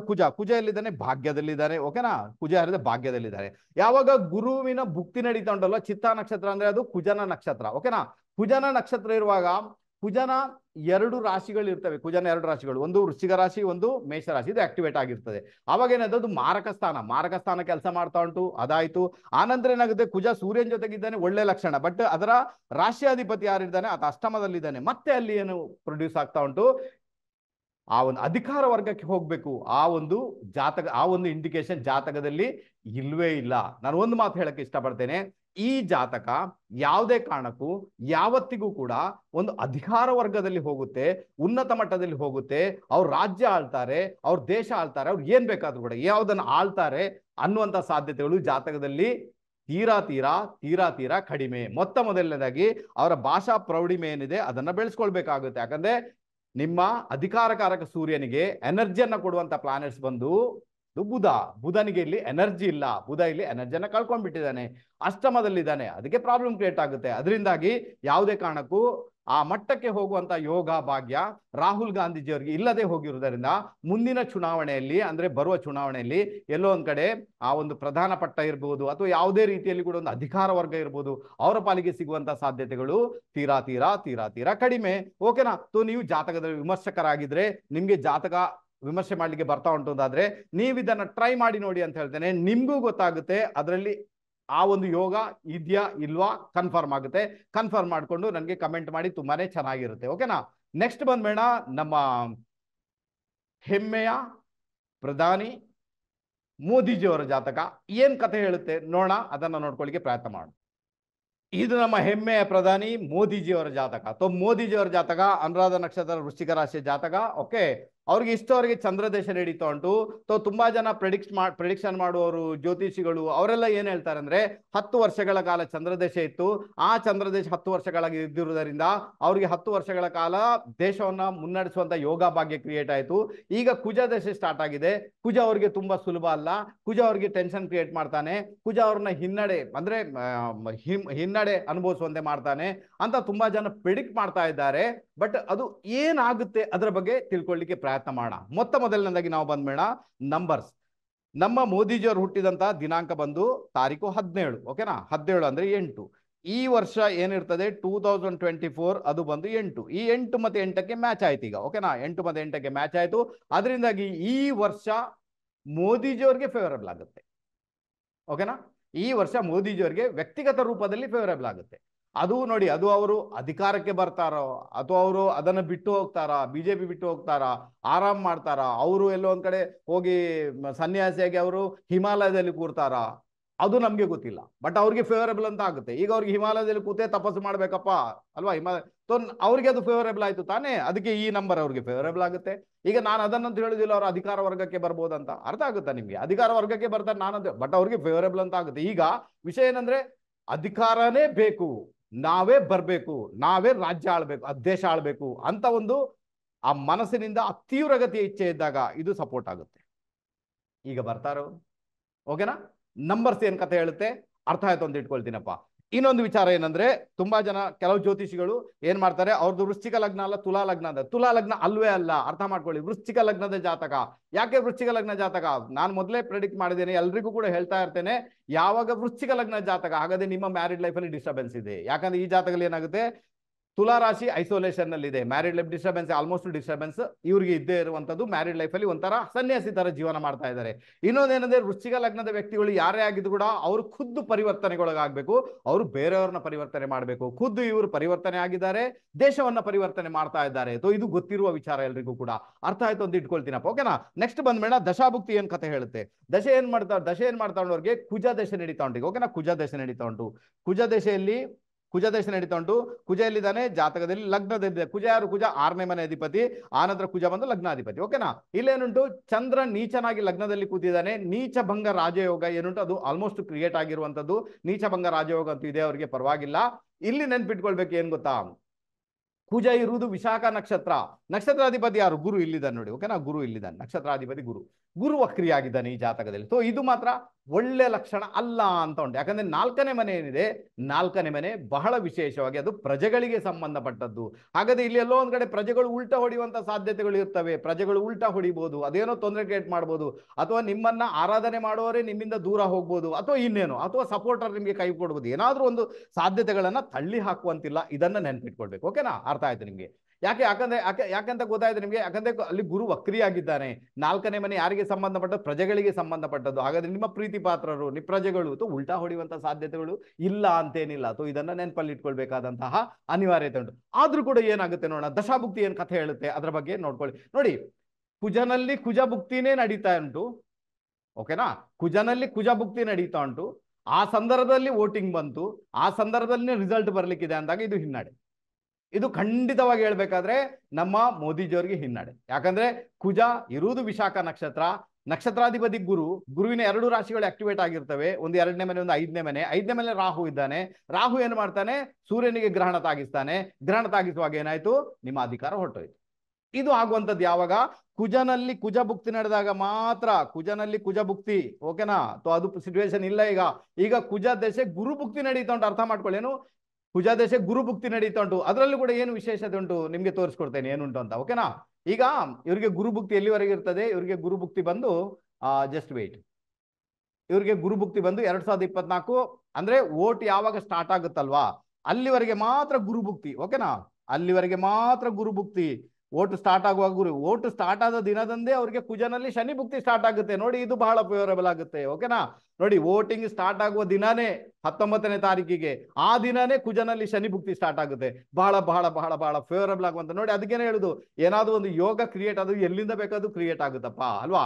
ಅರ್ಥ ಆಯ್ತಾ ನಿಮಗೆ? ಒಂದು ಡೇಟ್ ಆಫ್ ಬರ್ತ್ ಮತ್ತೆ ಈ ವರ್ಷದ ಆ ಒಂದು ಇಯರ್, ಈ ವರ್ಷದ ಒಂದು ನಂಬರ್ ಏನಿದೆ ಮತ್ತೆ ಅವ್ರ ಡೇಟ್ ಆಫ್ ಬರ್ತ್ ಅದು ಮ್ಯಾಚ್ ಆಯ್ತು. ಕುಜ ದಶೆ ತುಂಬಾ ಮ್ಯಾಚ್ ಆಗ್ತಾ ಇಲ್ಲ. ಆನಂತರ ಶನಿ ಭುಕ್ತಿ ಏನುಂಟು ಅದು ಮ್ಯಾಚ್ ಆಗುತ್ತಾ ಇಲ್ವಾ ಅದನ್ನ ನೋಡ್ಬೇಕೀಗ. ಶನಿ ಮಹಾರಾಜ ಎಲ್ಲಿದ್ದಾನೆ? 10ನೇ ಮನೆಯಲ್ಲಿದ್ದಾನೆ, ಉತ್ತರ ನಕ್ಷತ್ರದಲ್ಲಿದ್ದಾನೆ. ಅರ್ಥ ಆಗುತ್ತಾ? ಶನಿ ಮಹಾರಾಜ ಉತ್ತರ ನಕ್ಷತ್ರದಲ್ಲಿದ್ದಾನೆ. ಉತ್ತರ ನಕ್ಷತ್ರ ಶನಿ ಮಹಾರಾಜ ಇದ್ದಾಗ ನಕ್ಷತ್ರಾಧಿಪತಿ ಯಾರು? ಸೂರ್ಯ 11th ಹೌಸ್ ಅಲ್ಲಿದ್ದಾನೆ. ಜಿಂಗಾಲಾಲ. ಓಕೆನಾ? ಮೋದಿಜಿಯವರಿಗೆ ಅಧಿಕಾರ ಪ್ರಾಪ್ತ 100%, 100%, ನೋ ಡೌಟ್. ನಿಮ್ಗೆ ನಾನು ಕೆಲವು ಮ್ಯಾಜಿಕ್ ತೋರಿಸ್ಕೊಡ್ತೇನೆ ಏನುಂಟಂತ, ಬಹಳ ಇಂಟ್ರೆಸ್ಟ್ ಆಗುತ್ತೆ. ಓಕೆನಾ? ಅರ್ಥ ಇದೆ ನಿಮ್ಗೆ? ಈಗ ಅವ್ರಿಗೆ 1 ವರ್ಷಗಳ ಕಾಲ ಇದೆ ಶನಿ ಭುಕ್ತಿ. ಅಲ್ಲಿವರೆಗೂ ಕೂಡ ಅಧಿಕಾರದಲ್ಲಿ ಇರ್ತಾರೆ ಅವರು. ಅಲ್ಲಿವರೆಗೂ ಕೂಡ ಅಲ್ವಾ? ಎಕ್ಸಾಕ್ಟ್ ಆಗಿ ಅವ್ರಿಗೆ ಗೆಲ್ಲುವಂತ ಯೋಗ ಭಾಗ್ಯ, ಅಧಿಕಾರ ಪ್ರಾಪ್ತ. ಯಾಕೆ? ಶನಿ ಇರುವುದು ಉತ್ತರ ನಕ್ಷತ್ರ, ಸೂರ್ಯ ನಕ್ಷತ್ರ. ಸೂರ್ಯ ಎಲ್ಲಿದ್ದಾನೆ? ಲಾಭ ಸ್ಥಾನದಲ್ಲಿದ್ದಾನೆ. ಲಾಭಾಧಿಪತಿ ಅದರ ಡಿಸ್ಪೋಸಿಟರ್ ಯಾರು? ಅದು ಬಂದು ಬುಧ. ಬುಧನು ಅಲ್ಲೇ ಇದ್ದಾನೆ. ಸೊ ಇವ್ರಿಗೆ ಪ್ರಾಬ್ಲಮ್ ಅಲ್ಲ. ಅದನ್ನು ಗುರು ನೋಡ್ತಾ ಇದ್ದಾನೆ, ಅದು ಮತ್ತಷ್ಟು ಫೇವರೇಬಲ್ ಆಗುತ್ತೆ. ಬಹಳ ಬಹಳ ಫೇವರಬಲ್ ಆಗುತ್ತೆ. ನೋಡ್ಕೊಳ್ಳಿ, ಇಲ್ಲಿ ಗೋಚಾರದ ಗ್ರಹಗಳನ್ನ ತೆಗೆದುಕೊಂಡಿಲ್ಲ. ಒಂದೊಂದು ರೌಂಡ್ ಅಲ್ಲಿ ಗೋಚಾರದ ಗ್ರಹಗಳನ್ನ ಪಟಪಟ ಹೇಳಿಕೊಡ್ತೇನೆ, ನಿಮಗೆ ಗೊತ್ತಾಗುತ್ತೆ. ಓಕೆನಾ? ಇಲ್ಲಿ ಅರ್ಥ ಆಯ್ತು, ನೆನ್ಪಿಟ್ಕೊಳ್ಳಿ. ಇಲ್ಲಿ ಏನುಂಟಂತ ನಿಮ್ಗೆ ಮ್ಯಾಜಿಕ್ ತೋರಿಸ್ಕೊಡ್ತೇನೆ ಏನುಂಟಂತ. ಚಂದ್ರದೇಶ ನಡೀತಾ ಇತ್ತು, ರೈಟಾ? ಚಂದ್ರದೇಶ ನಡೀತಾ ಇತ್ತು ಅವ್ರಿಗೆ. ಚಂದ್ರ ಯಾವ ನಕ್ಷತ್ರದಲ್ಲಿದ್ದಾನೆ ನೋಡಿ? ಚಂದ್ರ ಇದ್ದಾನೆ ಅನುರಾಧ ನಕ್ಷತ್ರ. ಏನು? ಚಂದ್ರ ಅನುರಾಧ ನಕ್ಷತ್ರ. ನಕ್ಷತ್ರಾಧಿಪತಿ ಯಾರು? ಅದು ಬಂದು ಶನಿ ಅಲ್ವಾ? ಮತ್ತೆ ಶನಿ ಬಂದ, ಶನಿ ಇಲ್ಲಿದ್ದಾನೆ. ಓಕೆನಾ? ಅರ್ಥ ಆಯ್ತಾ? ಆನಂದ ಶನಿ ಮಹಾರಾಜ ಇರುವುದು ಯಾವ ನಕ್ಷತ್ರ? ಉತ್ತರ ನಕ್ಷತ್ರ. ನಕ್ಷತ್ರಾಧಿಪತಿ ಎಲ್ಲಿದ್ದಾನೆ? ಇಲ್ಲಿ ಇದ್ದಾನಲ್ಲೋ ಲಾಭ ಸ್ಥಾನದಲ್ಲಿ. ಚಂದ್ರದೇಶ ನಡೆಯುವಾಗಲೂ ಅದೇ ಮೂವ್ಮೆಂಟ್, ರಿಸಲ್ಟ್ ಬಂತು. ಈಗ ಚುನಾವಣೆ ನಡೆಯುವಾಗಲೂ ಅದೇ ಮೂವ್ಮೆಂಟ್. ಮತ್ತೆ ಶನಿನೇ ಇದ್ದಾನೆ ಉತ್ತರ ನಕ್ಷತ್ರದಲ್ಲಿ. ಒಂದು ವೇಳೆ ಶನಿ ಬೇರೆ ನಕ್ಷತ್ರದಲ್ಲಿ ಇದ್ದಾನೆ, ಮೇ ಬಿ ವೇರಿಯೇಷನ್. ನಕ್ಷತ್ರ ಅದೇ ಉಂಟು, ಅದು ಒಳ್ಳೆ ಲಕ್ಷಣ. ಹಾಗಾದ್ರೆ 100% ಏನಾಗುತ್ತೆ? ಮೋದಿಜಿಯವರಿಗೆ ಎಲ್ಲೋ ಒಂದು ಕಡೆ ಈ ಒಂದು ಚುನಾವಣೆ ಗೆಲ್ಲುವಂತಹ ಯೋಗ ಭಾಗ್ಯ ಬಹಳ ಬಹಳ ಬಹಳ ಬಹಳ ಫೇವರಬಲ್ ಆಗಿ ಕ್ರಿಯೇಟ್ ಆಗಿದೆ. ಅರ್ಥ ಆಯ್ತು ಅಂತ ಇಟ್ಕೊಳ್ತೀನಪ್ಪ. ನಿಮ್ಗೆ ಮ್ಯಾಜಿಕ್ ತೋರಿಸ್ಕೊಡ್ತೇನೆ ಅಂತ ಹೇಳಿದ್ರೆ, ನಿಮ್ಗೆ ಮ್ಯಾಜಿಕ್ ತೋರಿಸ್ಕೊಡ್ತೇನೆ, ಬಹಳ ಇಂಟ್ರೆಸ್ಟಿಂಗ್ ಆಗಿರ್ತದೆ. ಆ ಮ್ಯಾಜಿಕ್ ಏನು ಅಂತ ಈಗ ಇಲ್ಲಿ ಏನಾಗುತ್ತೆ ಗೊತ್ತಾ? ಈಗ ಒಂದು ವಿಚಾರ. Okay, just wait. ಈಗ ಇದೇ ಜಾತಕವನ್ನು ನೋಡ್ಕೊಳ್ಳಿ ನೀವು. ಓಕೆ, ಈ ಜಾತಕವನ್ನು ನೋಡ್ಕೊಳ್ಳಿ. ಈ ಜಾತಕದಲ್ಲಿ 2014ರಲ್ಲಿ, ಓಕೆನಾ, 2014ರಲ್ಲಿ ರಿಸಲ್ಟ್ ಬಂದ ದಿನ 16/5/2014. ಆವಾಗ ಏನಿತ್ತು ಜಸ್ಟ್ ನೋಡ್ಕೊಂಬೇಡ. ಓಕೆನಾ? ರಿಸಲ್ಟ್ ಬಂದ ದಿನ ಏನಿತ್ತು ನೋಡಿ, ಅಲ್ಲಿ 16/5/2014 2014ರಲ್ಲಿ ರಿಸಲ್ಟ್ ಬಂದಿದೆ. ಓಕೆನಾ? ಸೊ ಫಸ್ಟ್ ಟೈಮ್ ಇವರು ಪ್ರಧಾನಿ ಆಗಿರುವಂತದ್ದು ಆ ಮೂಮೆಂಟ್ ಅಲ್ಲಿ. ಓಕೆನಾ? ರೈಟಾ? ನೋಡೋಣ ಅಲ್ಲಿ ಏನಂತ ನೋಡಿ. 2014ರಲ್ಲಿ ಸರಿ ಅರ್ಥ ಮಾಡ್ಕೊಳ್ಳಿ, 2014ರಲ್ಲಿ ಚಂದ್ರ ದಶೆನೇ ನಡೀತಾ ಇತ್ತು. ಅಲ್ಲಿ ಪಕ್ಕ ಆಯ್ತು ಅವ್ರಿಗೆ ಏನು, ಎಲ್ಲೋ ಒಂದ್ ಕಡೆ ಪ್ರಧಾನಿ ಪಟ್ಟಕ್ಕೆ ಇರುವಂತದ್ದು. ಯಾಕಂದ್ರೆ ಚಂದ್ರ ದಶೆ ಮೊದಲೇ ಹೇಳಿದೆ ನಿಮ್ಗೆ, ಚಂದ್ರ ದಶೆ ಅನುರಾಧ ನಕ್ಷತ್ರ, ನಕ್ಷತ್ರಾಧಿಪತಿ 10ನೇ ಮನೆಯಲ್ಲಿ, ಆನಂತರ ಶನಿ ಇರುವ ನಕ್ಷತ್ರಾಧಿಪತಿ ಲಾಭಸ್ಥಾನದಲ್ಲಿ ಇದ್ದುಕೊಂಡು ಸೂರ್ಯನಿಗೆ ಬಲ ಇದ್ದಿರುವುದರಿಂದ ಪ್ರಧಾನಿ ಪಟ್ಟಕ್ಕೆ ಏರಿಬಿಟ್ರು ಅವರು. ಓಕೆನಾ? ಅಲ್ಲಿಗೆ ಆಯ್ತು. ಆನಂತರ ಆ ದಿನ ಭುಕ್ತಿ ಯಾವ್ದು ನಡೀತಾ ಇತ್ತು, ಇದು ಇನ್ನೊಂದು ವಿಚಾರ. ಇಲ್ಲಿ ನೋಡಿ, ಇಲ್ಲಿ ಬಹಳ ಮ್ಯಾಜಿಕ್ ಇದೆ. ಓಕೆನಾ? ಆ ಭುಕ್ತಿ ಏನ್ ನಡೀತಾ ಇತ್ತು ಅವ್ರಿಗೆ, ಚಂದ್ರನಲ್ಲಿ ರಾಹು ಭುಕ್ತಿ ನಡೀತಾ ಇತ್ತು ನೋಡಿ. ಓಕೆನಾ? ಏನು ಚಂದ್ರನಲ್ಲಿ ರಾಹು ಭುಕ್ತಿ. ಆಕ್ಚುಲಿ ರಾಹು ಏನ್ ಮಾಡ್ತಾನೆ, ಸೂರ್ಯನಿಗೆ ಗ್ರಹಣ ತಾಗಿಸ್ತಾನೆ. ಬಟ್ ಇಲ್ಲಿ ಏನಾಗಿದೆ ಗೊತ್ತಾ, ರಾಹು ಇರುವುದು ಉತ್ತರ ಭಾದ್ರ ನಕ್ಷತ್ರ, ಶನಿಯ ನಕ್ಷತ್ರ. ಮತ್ತೆ ಶನಿ ಬಂದ್ಬಿಟ್ಟ ಇಲ್ಲಿ. ಓಕೆನಾ? ಮತ್ತೆ ಶನಿ ಬಂದ್ಬಿಟ್ಟ, ಶನಿಯಲ್ಲಿದ್ದಾನೆ, ಮತ್ತೆ ಉತ್ತರ ನಕ್ಷತ್ರ, ಮತ್ತೆ ಅಧಿಕಾರ ಪ್ರಾಪ್ತಿ ಆಯ್ತು. ಅಂದ್ರೆ ಅಧಿಕಾರಕ್ಕೆ ಸಂಬಂಧಪಟ್ಟ ಕೆಲಸ ಮಾಡಿದ. ಯಾಕಂದ್ರೆ ಒಂದು ಕಡೆ ಚಂದ್ರನಿಂದ ಕೂಡ ಅಧಿಕಾರ ಪ್ರಾಪ್ತ, ಈಗ ರಾಹು ಇದ್ದಾನೆ, ಗ್ರಹಣ ತಾಗಿಸಿ ಖತಮ್ ಮಾಡ್ಬೇಕು. ಬಟ್ ರಾಹುವಿನ ಎನರ್ಜಿ ಡೌನ್ ಆಯ್ತು. ಇಲ್ಲಿ ಎಲ್ಲೋ ಒಂದ್ ಕಡೆ ಶನಿಯ ಎನರ್ಜಿ ಹೈ ಲೆವೆಲ್ ಅಲ್ಲಿ ಬಂತು. ಅದಕ್ಕೋಸ್ಕರ ಆ ಒಂದು 2014ರಲ್ಲಿ ಪ್ರಧಾನಿ ಪಟ್ಟಕ್ಕೆ ಇರುವಂತ ಯೋಗ ಭಾಗ್ಯ ಕ್ರಿಯೇಟ್ ಆಯ್ತು. ರಾಹು ಭುಕ್ತಿ ಬಂದ್ರು ಕೂಡ ಇಂಪ್ಯಾಕ್ಟ್ ಅನ್ನ ಕ್ರಿಯೇಟ್ ಮಾಡಿಲ್ಲ. ಯಾಕೆ ಮಾಡಿಲ್ಲ? ಯಾಕಂದ್ರೆ ರಾಹು ಇದ್ದದ್ದು ಉತ್ತರಾಭಾದ್ರ ನಕ್ಷತ್ರದಲ್ಲಿ, ಶನಿಯ ನಕ್ಷತ್ರದಲ್ಲಿ. ಶನಿಯಲ್ಲಿದ್ದಾನೆ, 10ನೇ ಮನೆಯಲ್ಲಿದ್ದಾನೆ ಉತ್ತರ ನಕ್ಷತ್ರದಲ್ಲಿ. ಅರ್ಥ ಆಯ್ತಾ ನಿಮ್ಗೆ? ಈಗ ಈ ವರ್ಷ ಏನಾಗುತ್ತೆ ನೋಡಿ, ಶನಿನೇ ಬರ್ತಾನೆ ಡೈರೆಕ್ಟ್ ಆಗಿ ಉತ್ತರ ನಕ್ಷತ್ರದಲ್ಲಿ. ಓಕೆನಾ? ಡೈರೆಕ್ಟ್ ಆಗಿ ಶನಿಯೇ ಇದ್ದಾನೆ ಅವ್ರ ಜಾತಕದ ಪ್ರಕಾರ. ಅಧಿಕಾರ ಪ್ರಾಪ್ತ ಆಗ್ಬೇಕು. ಈಗ ಇದು ಅರ್ಥ ಆಯ್ತು ಅಂತ ಇಟ್ಕೊಳ್ತೇನೆ. ನೆಕ್ಸ್ಟ್ ಇನ್ನೊಂದು ಮ್ಯಾಜಿಕ್ ಇದೆ, ತೋರಿಸ್ಕೊಡ್ತೇನೆ ನಿಮ್ಗೆ. ಅದೇನಂತ, 2019ರಲ್ಲಿ. ಓಕೆನಾ? ಈಗ 2019ಗೆ ಹೋಗೋಣ. 2019ರಲ್ಲಿ ರಿಸಲ್ಟ್ ಯಾವಾಗ ಬಂದಿದೆ? 2019 ರಿಸಲ್ಟ್ ಬಂದಿರುವಂತದ್ದು 23 ತಾರೀಕು. ಓಕೆನಾ? 23/5/2023. ಓಕೆ, ಆ ದಿನ ರಿಸಲ್ಟ್ ಬಂದಿದೆ. ಓಕೆನಾ? ಆ ದಿನ ರಿಸಲ್ಟ್ ಬರುವಾಗ ಏನಿತ್ತು ನೋಡಿ, ಆ ದಿನ ರಿಸಲ್ಟ್ ಬರುವಾಗ ಇಲ್ಲಿ ಮತ್ತೊಂದು ಮ್ಯಾಜಿಕ್ ಇದೆ ನೋಡಿ, ಏನಾಗುತ್ತೆ ಅಂತ. ರೈಟ್ ತಾನೆ? ಓಕೆನಾ? ಆ ಮೂಮೆಂಟ್ ಅಲ್ಲಿ ಏನಿತ್ತು, ಬಹಳ ವಿಶೇಷವಾಗಿ ಹೇಳ್ಬೇಕಾದ್ರೆ, ಎಲ್ಲೋ ಒಂದ್ ಕಡೆ 23/5/2023. ಓಕೆನಾ? Just wait, just 19. ರೈಟ್ ತಾನೆ? Okay, just wait. ಎಲ್ಲೋ ಒಂದ್ ಕಡೆ ಓಕೆ, ಸಾರಿ. ಸೊ ಇಲ್ಲಿ ಏನಾಯ್ತು, ನಾನು 2023 ಹಾಕಿದೆ, 2023 ಅಲ್ಲ. ಅಲ್ಲೇನಿತ್ತು ಅವ್ರಿಗೆ ಬಹಳ ವಿಶೇಷವಾಗಿ 2019ರಲ್ಲಿ ರಿಸಲ್ಟ್ ಬಂದ ದಿನ 23/5/2019. 23 ಮತ್ತೆ ಮೇ ತಿಂಗಳು 23ನೇ ತಾರೀಕು ಮೇ ತಿಂಗಳು ರಿಸಲ್ಟ್ ಬಂದ. ಓಕೆ, ಇಲ್ಲೇನು ವಿಶೇಷತೆ ಉಂಟು ನೋಡಿ. ಇದು ಆವಾಗ ಅವ್ರಿಗೆ ಚಂದ್ರ ದಶೆಯಲ್ಲಿ ಕೇತು ಭುಕ್ತಿ ನಡೀತಾ ಇತ್ತು. ಓಕೆನಾ? ಚಂದ್ರ ದಶೆಯಲ್ಲಿ ಕೇತು ಭುಕ್ತಿ ನಡೀತಾ ಇತ್ತು. ಈಗ ನೋಡಿ ಏನು ಜಾದು ಉಂಟು ಅಂತ, ಇದರಲ್ಲಿ ಕೇತು ಭುಕ್ತಿ ನಡೀತಾ ಇತ್ತು, ಅಧಿಕಾರಕ್ಕೆ ಬಂದಿದ್ದಾರೆ. ಹೇಗೆ ಬಂದ್ರು ನೋಡಿ, ಕೇತು ಮಹಾರಾಜ ಯಾವ ನಕ್ಷತ್ರ ನೋಡಿ, ಕೇತು ಮಹಾರಾಜ ಇದ್ದಾನೆ, ಲಾಭಸ್ಥಾನದಲ್ಲಿದ್ದಾನೆ, ಉತ್ತರ ನಕ್ಷತ್ರದಲ್ಲಿ ಹೋಗ್ತಾ ಇದ್ದಾನೆ. ನಕ್ಷತ್ರಾಧಿಪತಿ ಯಾರು? ಸೂರ್ಯ ಖುದ್ದು ಏನಿರ್ತಾನೆ, ಸೂರ್ಯ ಖುದ್ದು ಉತ್ತರ, ಆ ಒಂದೇ ನಕ್ಷತ್ರದಲ್ಲಿ ಮತ್ತೆ ಅಧಿಕಾರ ಪ್ರಾಪ್ತವಾಯಿತು. ಈಗ 3 ಕಡೆ ಕೂಡ ಇಂಪ್ಯಾಕ್ಟ್ ಗೊತ್ತಾಯ್ತಾ ನಿಮ್ಗೆ? ಓಕೆನಾ? 3 ಕಡೆ ಕೂಡ, ಒಂದು ಕಡೆ ರಾಹು ಭುಕ್ತಿ ನಡೀತಾ ಇತ್ತು, ಅಲ್ಲಿ ಕೂಡ ಅಧಿಕಾರ ಬಂತು. ಇನ್ನೊಂದು ಕಡೆ ಕೇತು ಭುಕ್ತಿ, ಈಗ ನಾನು ತೋರಿಸ್ತಾ ಇದ್ದೇನೆ, ಕೇತು ಭುಕ್ತಿ 2019 ಕೇತು ಭುಕ್ತಿ ನಡೀತಾ ಇತ್ತು ಅವ್ರಿಗೆ. ಆ ಮೂಮೆಂಟ್ ಅಲ್ಲಿ, ರಿಸಲ್ಟ್ ಬಂದ ಮೂಮೆಂಟ್ ಅಲ್ಲಿ ಕೇತು ಇದ್ದಾನೆ ಉತ್ತರ ನಕ್ಷತ್ರ, ನಕ್ಷತ್ರಾಧಿಪತಿ ಸೂರ್ಯ, ಆತ ಕೂಡ ಲಾಭಸ್ಥಾನದಲ್ಲಿ. ಆನಂತರ ಸೂರ್ಯ ಇರುವುದು ಉತ್ತರ ನಕ್ಷತ್ರ, ಮತ್ತೆ ಅಧಿಕಾರ ಪ್ರಾಪ್ತವಾಯಿತು. ಈ ಬಾರಿ ಭುಕ್ತಿಯಲ್ಲಿ ಶನಿ ಬರ್ತಾ ಇದ್ದಾನೆ. ಅರ್ಥ ಆಯ್ತಾ ನಿಮಗೆ? ಈ ಬಾರಿ ಭುಕ್ತಿಯಲ್ಲಿ ಶನಿ ಮಹಾರಾಜ ಬರ್ತಾ ಇದ್ದಾನೆ. ಶನಿ ಇದ್ದಾನೆ ಉತ್ತರ ನಕ್ಷತ್ರ, ನಕ್ಷತ್ರಾಧಿಪತಿ ಲಾಭಸ್ಥಾನದಲ್ಲಿ ಇರುವಂತಹ ಸೂರ್ಯ ಖುದ್ದು ಉತ್ತರ ನಕ್ಷತ್ರದಲ್ಲಿದ್ದಾನೆ. ಗೆಲುವು ನಿಶ್ಚಿತ, 100%, ನೋ ಡೌಟ್. ಅರ್ಥ ಆಯ್ತು ಅಂತ ಇಟ್ಕೊಳ್ತೀನಪ್ಪ. ಓಕೆನಾ? ಅರ್ಥ ಆಯ್ತು. ಓಕೆ, ಅದರಲ್ಲೂ ಕೂಡ ಏನಾಗುತ್ತೆ, ನಾನು ಹೇಳ್ತೀನಿ ಭರ್ಜರಿ ಗೆಲುವು ಅಂತ. ಓಕೆನಾ? ಭರ್ಜರಿ ಗೆಲುವು ಉಂಟಾಗುತ್ತೆ ಮೋದಿಜಿಯವರಿಗೆ, ಬಿಜೆಪಿಗೆ. ಇದನ್ನ ಅರ್ಥ ಮಾಡ್ಕೊಳ್ಬೇಕು. ಓಕೆನಾ? ಸೊ ಇಲ್ಲಿ ಇನ್ನೊಂದು ವಿಚಾರ ಏನುಂಟು ಅಂದ್ರೆ, ಬಹಳ ವಿಶೇಷವಾಗಿ ಈಗ ಗೋಚರದ ಪ್ರಮಾಣ, ಗೋಚರ ಏನ್ ಮಾಡುತ್ತೆ ಅದರ ಬಗ್ಗೆ ಸ್ವಲ್ಪ ತಿಳಿಸ್ಕೊಳ್ಳಿಕ್ಕೆ ಪ್ರಯತ್ನ ಅಂತೂ ಮಾಡ್ತೇನೆ. ಓಕೆನಾ? ಈಗ ಶನಿ ಮಹಾರಾಜ 4ನೇ ಮನೆಯಲ್ಲಿ ಭ್ರಮಣ ಮಾಡ್ತಾ ಇದ್ದಾನೆ. ಓಕೆನಾ? ಯಾವಾಗ ಈಗ ವೋಟಿಂಗ್ ಸ್ಟಾರ್ಟ್ ಆಗುತ್ತಲ್ವಾ, ವೋಟಿಂಗ್ ಸ್ಟಾರ್ಟ್ ಆಗ್ಬೇಕಾದ್ರೆ ಅದಕ್ಕಿಂತ ಈಗ ಇಲ್ಲಿ ಗುರು ಇಲ್ಲಿ ಹೋಗ್ತಾ ಇದ್ದಾನೆ. ಓಕೆನಾ? ವೋಟಿಂಗ್ ಸ್ಟಾರ್ಟ್ ಆಗಿ ರಿಸಲ್ಟ್ ಬರುವಾಗ ಗುರು ಇಲ್ಲಿ ಇರ್ತಾನೆ, ಸಪ್ತಮದಲ್ಲಿ ಇರ್ತಾನೆ ಗುರು ಅಲ್ವಾ, ನಮ್ಮ ಪ್ರಧಾನ ಮೋದಿಜಿ ಅವರಿಗೆ. ಅವಾಗ ಏನ್ ಮಾಡ್ತಾನೆ ಗುರು, ಲಾಭಸ್ಥಾನಕ್ಕೆ ದೃಷ್ಟಿ ಇಡ್ತಾನೆ, ಲಗ್ನಕ್ಕೆ ದೃಷ್ಟಿ ಇಡ್ತಾನೆ, 3ನೇ ಮನೆಗೆ ದೃಷ್ಟಿ ಇಡ್ತಾನೆ. ಓಕೆನಾ? ತನ್ನ 5ನೇ ದೃಷ್ಟಿ, 7ನೇ ದೃಷ್ಟಿ, 9ನೇ ದೃಷ್ಟಿಯಿಂದ ಆ 3 ಮನೆಗಳನ್ನ ಏನ್ ಮಾಡ್ತಾನೆ, ಕ್ಲೆನ್ಸಿಂಗ್ ಮಾಡ್ತಾನೆ ಗುರು ಮಹಾರಾಜ. ಇದರಿಂದ ಬಹಳ ಫೇವರಬಲ್ ಆಗುತ್ತೆ ಮೋದಿಜಿ ಅವರಿಗೆ, ಅಧಿಕಾರಕ್ಕೆ ಇರಲಿಕ್ಕೆ ಯಾವುದೇ ಡಿಸ್ಟರ್ಬೆನ್ಸ್ ಇರುವುದಿಲ್ಲ. ಓಕೆನಾ? ಬಟ್ ಇಲ್ಲಿ ನೋಡ್ಕೊಳ್ಬೇಕಾದಂತ ವಿಚಾರ ಏನುಂಟಂದ್ರೆ, ಇಲ್ಲಿ 4ನೇ ಮನೆಯಲ್ಲಿ ಶನಿ ಮಹಾರಾಜನ ಭ್ರಮಣ. ಓಕೆನಾ? ಇದು ಒಳ್ಳೆ ಲಕ್ಷಣ ಅಲ್ಲ ಅಂತ ಉಂಟು. ಗುರುವಿನ ಮೇಲೆ ಶನಿ ಮಹಾರಾಜನ ಭ್ರಮಣ ಏನಾಗುತ್ತೆ, ಎಲ್ಲೋ ಒಂದ್ ಕಡೆ ಹಿನ್ನಡೆಯನ್ನ ಕೊಡುತ್ತೆ. ಬಟ್ ನಾನು ನಿಮ್ಗೆ ಕಾರಣ ಹೇಳಿದ್ದೇನೆ, ಹಿನ್ನಡೆ ಯಾವಾಗ ಆಗ್ಬೋದು, ತುಂಬಾನೇ ಕುಜನಲ್ಲಿ ಕುಜ ಭುಕ್ತಿ ನಡೆಯುವಾಗಲೇ ಆಗುವುದು, ಈಗ ಆಗಲ್ಲ. ಅರ್ಥ ಮಾಡ್ಕೊಂಡು ತುಂಬಾ ಚೆನ್ನಾಗಿರುತ್ತೆ, ಈಗ ಆಗಲ್ಲ. ಬಟ್ ಆದ್ರೂ ಕೂಡ ಎಲ್ಲೊಂದ್ ಕಡೆ ಸ್ವಲ್ಪ ಮಟ್ಟಿಗೆ ಇರಿಟೇಷನ್, ಅದು ತೊಂದರೆಗಳು ಇದ್ದೇ ಇರ್ತವೆ. ಬಟ್ ಯಾವತ್ತೂ ನೆನ್ಪಿಟ್ಕೊಳ್ಳಿ, ಶನಿ ಮತ್ತೆ ಗುರುವಿನ ಕಾಂಬಿನೇಷನ್, ಶನಿ ಯಾರು ನೈಸರ್ಗಿಕ ಜನ್ಮಗುಂಡ್ಲಿಯಲ್ಲಿ ಶನಿ ಯಾರು, ಶನಿ ಬಂದು 10th ಲಾರ್ಡ್ ಆತ, ಓಕೆನಾ. ಆನಂತರ ಗುರು ಯಾರು 9th ಲಾರ್ಡ್ ಆತ. ಹಾಗಾದ್ರೆ ಇದು ಕಾಂಬಿನೇಷನ್ ಏನಾಯ್ತು, ದ್ವಿರ್ದ್ವಾದಶ, ಓಕೆನಾ, 2-12 ಕಾಂಬಿನೇಷನ್ ಆಯ್ತು. ಹಾಗಾದ್ರೆ ಏನಾಗುತ್ತೆ, ಯಾರಿಗೆಲ್ಲ ಜಾತಕದಲ್ಲಿ ಗುರು ಮತ್ತೆ ಶನಿಯ ಕಾಂಬಿನೇಷನ್ ಇದೆ, ನಿಮ್ಮ ಕಾರ್ಯಕ್ಷೇತ್ರದಲ್ಲಿ ಪ್ರಾಬ್ಲಮ್ ಅಂತ ಆಯ್ತು, ಅಥವಾ ಕಾರ್ಯಕ್ಷೇತ್ರ ಬಿಟ್ಟು ಬೇರೆ ಕಡೆಗೆ ಹೋಗುವಂಥದ್ದು ಅಲ್ಲ. ತುಂಬಾ ಜನ ಏನ್ ಮಾಡ್ತಾರೆ, ಅದನ್ನ ಧರ್ಮ ಕರ್ಮ ಯೋಗ ಅಂತ ಕರಿ, ಧರ್ಮ ಕರ್ಮ ಯೋಗ, ಧರ್ಮ ಕರ್ಮಾಧಿಪತಿ ಒಟ್ಟು ಸೇರ್ಕೊಂಡಿದ್ದಾರೆ, ನಿಮ್ಗೆ ಬಹಳ ಫೇವರಬಲ್ ಆಗುತ್ತೆ, ಹಾಗೆ ಆಗುತ್ತೆ, ಹೀಗೆ ಆಗುತ್ತೆ ಹೇಳ್ತಾರೆ. ಇರ್ಬೋದೇನೋ ನಂಗೆ ಗೊತ್ತಿಲ್ಲ, ಬಟ್ ಎಕ್ಸಾಕ್ಟ್ ಆಗಿ ನೋಡ್ಲಿಕ್ಕೆ ಹೋದ್ರೆ ಶನಿ ಯಾರು, ಆತ ದಶಮಾಧಿಪತಿ, ಗುರು ಯಾರು ಶನಿಗೆ ವ್ಯಯಾಧಿಪತಿ ಅಲ್ವಾ. ಗುರು ಶನಿಗೆ ವ್ಯಯಾಧಿಪತಿ ತಾನೇ. ನ್ಯಾಚುರಲ್ ಜಾತಕವನ್ನು ತೆಗೆದುಕೊಂಡು ನೋಡಿದಾಗ ಗುರು ಯಾರು, ಶನಿಯ ವ್ಯಯಾಧಿಪತಿ ಆತ.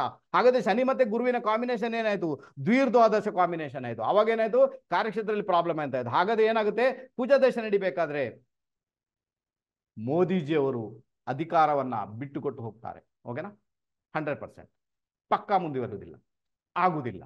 ಈಗ ಮಾತ್ರ ಗ್ರಹಗಳು ಸಪೋರ್ಟ್ ಇವೆ, ಅಧಿಕಾರಕ್ಕೆ ಬರ್ತಾರೆ. ಬಟ್ ಖುದ್ದಾಗಿ ತಾನೆ ಅದು ಯಾವುದೋ ಒಂದು ಕಾರಣಕ್ಕೆ ಅಧಿಕಾರವನ್ನು ಬಿಟ್ಟು ಕೊಟ್ಟು ಹೋಗ್ತಾರೆ ಅಂತ ಆಲ್ಮೋಸ್ಟ್ ಇಂಡಿಕೇಶನ್ ಇದೆ.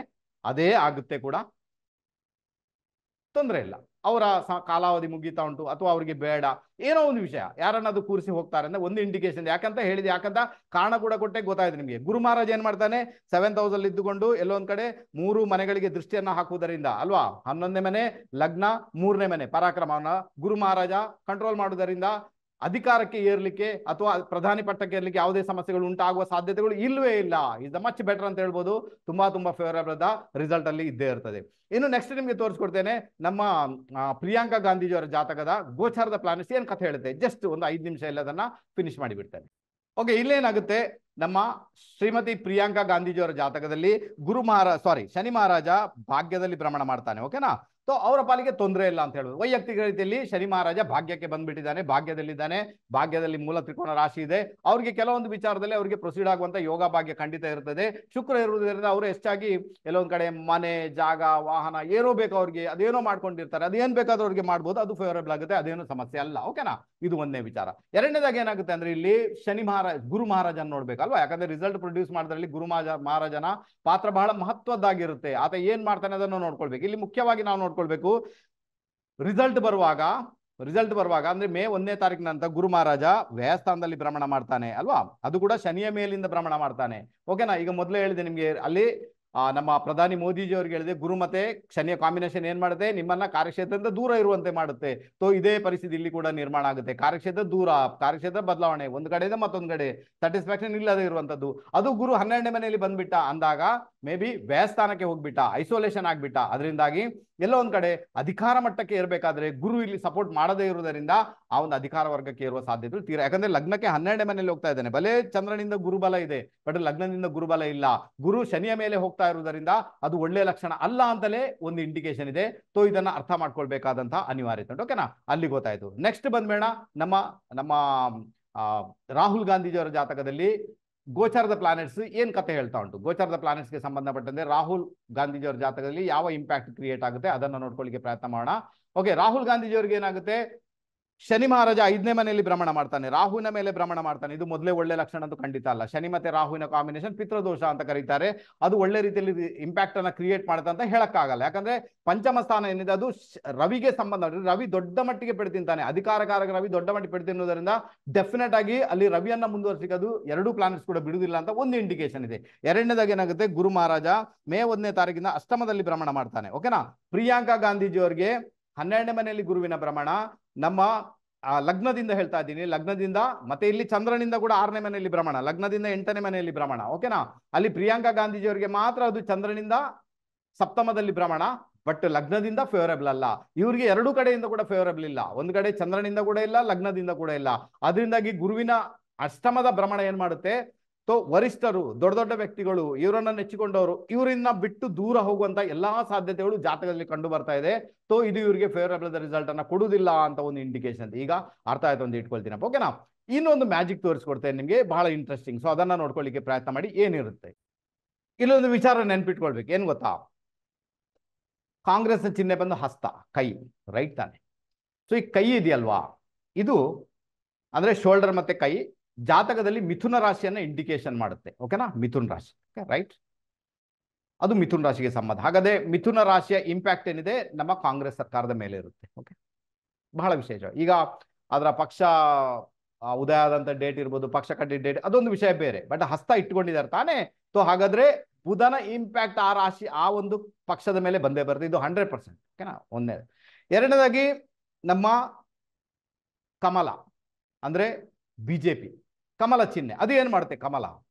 ಕಮಲ ಬಹಳ ವಿಶೇಷವಾಗಿ ಹೇಳ್ಬೇಕಾದ್ರೆ ಕಮಲ ಅರಳುವುದಲ್ಲಿ ಕೆಸರಿನಲ್ಲಿ. ನಮ್ಮ ಜಾತಕದಲ್ಲಿ ಕೆಸರಿನ ರಾಶಿ ಯಾವುದು? ವೃಶ್ಚಿಕ ರಾಶಿ. ವೃಶ್ಚಿಕ ರಾಶಿ ಅಧಿಪತಿ ಯಾರು? ಕುಜ. ಇಷ್ಟು ಗೊತ್ತಿರಲಿ ನಿಮ್ಗೆ. ಓಕೆನಾ, ಕುಜ. ಓಕೆನಾ, ನಮ್ಮ ವೃಶ್ಚಿಕ ರಾಶಿ ಯಾರಿಗಿದೆ? ವೃಶ್ಚಿಕ ರಾಶಿ ವೃಶ್ಚಿಕ ಲಗ್ನ ನಮ್ಮ ಪ್ರಧಾನಿ ಮೋದಿಜಿ ಅವರಿಗೆ. ಅದಕ್ಕೆ ಅವರು ಅಷ್ಟು ಪರಿವರ್ತನೆ ಮಾಡ್ಲಿಕ್ಕೆ ಸಾಧ್ಯ ಆಯ್ತು ಅವರಿಗೆ. ಓಕೆನಾ, ಯಾಕಂದ್ರೆ ಅದು ಮ್ಯಾಚ್ ಆಯ್ತು ಎರಡು ಕೂಡ. ಓಕೆನಾ, ಬಿಜೆಪಿ ಪಕ್ಷ ವೃಶ್ಚಿಕ ರಾಶಿ ಎರಡು ಮ್ಯಾಚ್ ಆಯ್ತು, ಕಮಲದ ಚಿಹ್ನೆ ಮ್ಯಾಚ್ ಆಯ್ತು. ಅದಕ್ಕೋಸ್ಕರ ಏನಾಯ್ತು? ಅಷ್ಟು ದೊಡ್ಡ ಮಟ್ಟಿಗೆ ಪರಿವರ್ತನೆ ತರಲಿಕ್ಕೆ ಅವರಿಂದ ಸಾಧ್ಯತೆ ಆಯ್ತು. ಇದು ಒಂದೇ ವಿಚಾರ. ಗೊತ್ತಾಯ್ತು ಅಂತ ಇಟ್ಕೊಳ್ತೀನಪ್ಪ. ಓಕೆ, ಇಲ್ಲಿ ಬಹಳ ಮುಖ್ಯವಾಗಿ ಈಗ ನಾವು ಒಂದು ಟೆಕ್ನಿಕ್ ಹೇಳಿಕೊಡ್ತೇನೆ, ಒಂದು ವಿಷಯ ಹೇಳಿಕೊಡ್ತೇನೆ, ಒಂದು ಜಾದು ಹೇಳಿಕೊಡ್ತೇನೆ. ಅದು ಏನುಂಟು ಅಂತ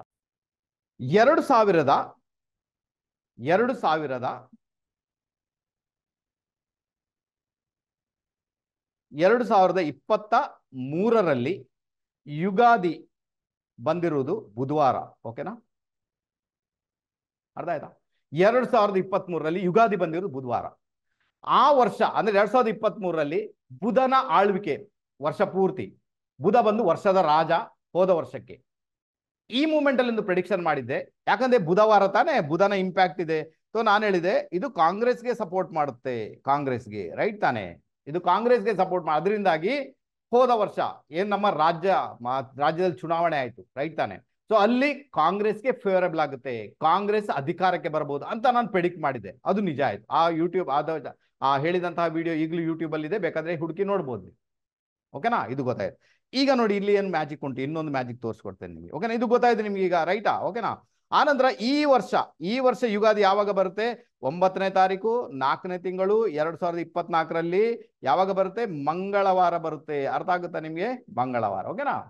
ಮಂಗಳವಾರ ಯಾರಿಗೆ ಸಂಬಂಧಪಟ್ಟದ್ದು? ಆಗ್ಲೇ ಹೇಳಿದೆ ನಿಮ್ಗೆ. ಮಂಗಳವಾರ ಯಾರಿಗೆ ಸಂಬಂಧಪಟ್ಟದ್ದು? ಮಂಗಳವಾರ ಬಂದು ಕುಜ, ವೃಶ್ಚಿಕ ರಾಶಿ ಅಧಿಪತಿ. ಅದು ಬಂದು ಬಿಜೆಪಿ ಕಮಲಕ್ಕೆ ಈ 9 ನಂಬರ್ ಕೂಡ ಈ ಮಂಗಳವಾರ ಕೂಡ. ಓಕೆನಾ. ಹಾಗಾದ್ರೆ 100% ಬಿಜೆಪಿಗೆ ಫೇವರಬಲ್ ಆಗುತ್ತಾ ಈ ವರ್ಷ? 100% ಫೇವರಬಲ್ ಆಗುತ್ತಾ? ಪಕ್ಕಾ ಫೇವರಬಲ್ ಆಗುತ್ತೆ, ಏನು ತೊಂದರೆ ಆಗಲ್ಲ, ಎಲ್ಲ ಈಸಿಯಾಗಿ ಮುಂದುವರಿತೆ ಅಂತ ಒಂದು ಇಂಡಿಕೇಶನ್ ಇದೆ. ಅರ್ಥ ಆಯ್ತು ಅಂತ ಇಟ್ಕೊಳ್ತೀನಪ್ಪ. Is a very interesting subject. ಈಗ ಗೊತ್ತಾಯ್ತು ನಿಮ್ಗೆ. ನಾನು ಕೊನೆಯದಾಗಿ ಹೇಳ್ತಾ ಇದ್ದೀನಿ ನಿಮ್ಗೆ, ಈ ವರ್ಷದ ಲೋಕಸಭಾ ಚುನಾವಣೆಯಲ್ಲಿ ಬಿಜೆಪಿಗೆ ಬಹಳ ಫೇವರಬಲ್ ಇದೆ. ನನಗೆ ಬಂದಂತಹ ಒಂದು ಲೆಕ್ಕಾಚಾರದ ಪ್ರಕಾರ 350+ ಸೀಟ್ ಏನಿದೆ ಅದು ಬಿಜೆಪಿಗೆ ಬರುತ್ತೆ ಅಂತ ಒಂದು ಇಂಡಿಕೇಶನ್ ಇದೆ. ಕರ್ನಾಟಕದಲ್ಲಿ 23+ ಬರುತ್ತೆ ಅಂತ ನನಗೆ ಇಂಡಿಕೇಶನ್ ಬರುತ್ತೆ. ಮತ್ತೆ ಏನಾಗುತ್ತಾ ಆಗುತ್ತೆ. ಓಕೆನಾ. ಈ ವಿಮರ್ಶೆಯನ್ನ ಯಾವುದೇ ಕಾರಣಕ್ಕೂ ನಾನು ಬಿಜೆಪಿಯಲ್ಲೂ ಅಲ್ಲ, ಕಾಂಗ್ರೆಸ್ನಲ್ಲೂ ಅಲ್ಲ, ಮಧ್ಯದಲ್ಲಿ ನಿಂತುಕೊಂಡು ವಿಮರ್ಶೆ ಮಾಡಿ ಅಷ್ಟೇ ತೋರಿಸಿದ್ದೇನೆ ಜ್ಯೋತಿಷದ ಪ್ರಕಾರ, ಬೇರೆ ಏನ್ ಕೂಡ ಇಲ್ಲ. ಅದರಿಂದಾಗಿ ನನ್ನ ಒಂದು ಅಭಿಪ್ರಾಯಕ್ಕೆ ಬಂದ ಹಾಗೆ ವಿಮರ್ಶೆ ಮಾಡಿದ್ದೇನೆ. ನೀವು ವಿಮರ್ಶೆ ಮಾಡಿ, ಜ್ಯೋತಿಷ ಬಲ್ಲವರು, ತೊಂದರೆ ಇಲ್ಲ. ಇನ್ನು ಕೊನೆಯದಾಗಿ ಫಲಾಫಲ ಅವನಿಗೆ ಬಿಟ್ಟದ್ದು, ಅವನು ಏನ್ ಮಾಡ್ತಾನೋ ಹಾಗೆ. ನಾವು ದೇವರಂತೂ ಖಂಡಿತ ಅಲ್ಲ. ನಾವು ಏನೇ ಇದ್ರು ಕೂಡ ಅದನ್ನು ವಿಮರ್ಶೆ ಮಾಡಿ ಹೇಳ್ಬೋದು, ಹೀಗೆ ಉಂಟಂತ ಹೇಳ್ಬೋದು, ಎಲ್ಲವೂ ಹೇಳ್ಬೋದು, ಪರ್ಸೆಂಟೇಜ್ ಅನ್ನು ಹೇಳ್ಬೋದು. ಕೊನೆಯ ಡಿಸಿಷನ್ ಇರುವುದು ಅವನಿಗೆ. ಅವನೊಬ್ಬನೇ ಜಾದುಗಾರ, ಅವನೊಬ್ಬನೇ ವಿಶೇಷ ರೀತಿಯಲ್ಲಿ ಕ್ಷಣಕ್ಕೂ ಯಾವುದೇ ಮ್ಯಾಜಿಕ್ ಅನ್ನ ಮಾಡಬಲ್ಲಂತಹ ಜಾದುಗಾರ ಅವನೊಬ್ಬರೇ. ಅವನ್ ಬಿಟ್ಟರೆ ಬೇರೆ ಇರಲಿಲ್ಲ. ಅದರಿಂದಾಗಿ ಎಲ್ಲವೂ ಕೂಡ ಅವನಿಗೆ ಬಿಟ್ಟಿರುವಂಥದ್ದು. ಅವನು ಯಾವ ರೀತಿ ರಿಸಲ್ಟ್ ಕೊಡ್ತಾನೆ. ನನ್ನ ಪ್ರಾಮಾಣಿಕ ಪ್ರಯತ್ನ ನಾನು ಮಾಡಿದ್ದೇನಪ್ಪ. ಓಕೆನಾ. ಇದುವರೆಗೆ ಯಾರೆಲ್ಲ ನಮ್ಮ ಯೂಟ್ಯೂಬ್ ಚಾನಲ್ ಸಬ್ಸ್ಕ್ರೈಬ್ ಮಾಡಿಲ್ಲ, ದಯವಿಟ್ಟು ಸಬ್ಸ್ಕ್ರೈಬ್ ಮಾಡೋಕ್ಕೆ ಪ್ರಯತ್ನ ಮಾಡಿ. ಬಹಳ ಫೇವರಬಲ್ ಆಗುತ್ತೆ. ಆನಂತರ ವಿಡಿಯೋ ಇಷ್ಟ ಆದಲ್ಲಿ ಒಂದಷ್ಟು ಜನರ ಜೊತೆಗೆ ಇದನ್ನು ಹಂಚಿಕೊಳ್ಳಿಕ್ಕೆ ಪ್ರಯತ್ನ ಮಾಡಿ, ಅದು ಫೇವರಬಲ್ ಆಗುತ್ತೆ. ಆನಂತರ ಕಮೆಂಟ್ ಮಾಡಿ ಅಂತ ಹೇಳ್ತೇನೆ, ಇದು ಬಹಳ ಫೇವರಬಲ್ ಆಗುತ್ತೆ. 10,000 ಸಬ್ಸ್ಕ್ರೈಬರ್ ಪಕ್ಕದಲ್ಲಿ ಬೇಕಾಗಿದ್ದಾರೆ ಬಹಳ ಇಂಟ್ರೆಸ್ಟಿಂಗ್ ವಿಡಿಯೋಗಳನ್ನು ಹಾಕ್ಲಿಕ್ಕೆ. ಅದು ನಮಗೆ ಸಹಾಯ ಮಾಡುತ್ತೆ. ಈಗ ಏನ್ ಮಾಡಿ, ಕಾರ್ಯಕ್ರಮ ಇಲ್ಲಿಗೆ ಮುಗಿಸಿದ್ದೇನೆ. ಸ್ಕಿಪ್ ಮಾಡದೆ ಯಾರೆಲ್ಲ ಇದುವರೆಗೆ ನಮ್ಮ ಈ ಒಂದು ಕಾರ್ಯಕ್ರಮವನ್ನು ನೋಡಿದ್ದೀರಾ ಅವರೆಲ್ಲರಿಗೂ ಕೂಡ ತುಂಬ ಹೃದಯದ ಧನ್ಯವಾದಗಳನ್ನು ಅರ್ಪಿಸ್ತಾ ಎಲ್ರಿಗೂ ನಮಸ್ತೆ. ಬಾಯ್.